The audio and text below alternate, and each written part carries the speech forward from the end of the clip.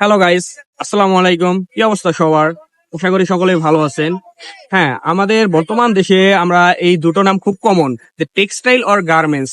আমরা কি জানি এই দুটো জিনিস কি? আমরা কি মাঝে মধ্যে আমাদের মনে কি প্রশ্ন জাগে যে কোথাও মানুষ গার্মেন্টস থেকে বের হইতেছে, কোথায় মানুষ টেক্সটাইল থেকে বের হইতেছে? আমাদের মধ্যে মাঝে মধ্যে একটা প্রশ্ন জাগে। আপনারা কি জানেন যে গার্মেন্টস কি? গার্মেন্টস হচ্ছে মূলত হচ্ছে কাপড় থেকে পোশাক তৈরির যে প্রক্রিয়াটা হয়, এটা হচ্ছে সম্পূর্ণ গার্মেন্টস এর আন্ডারে। আর টেক্সটাইল কি?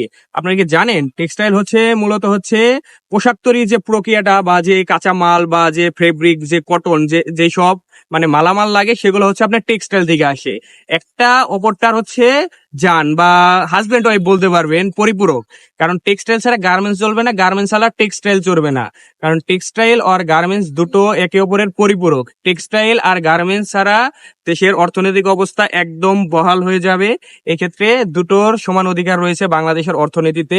টেক্সটাইল আর গার্মেন্টস একে অপরের পরিপূরক।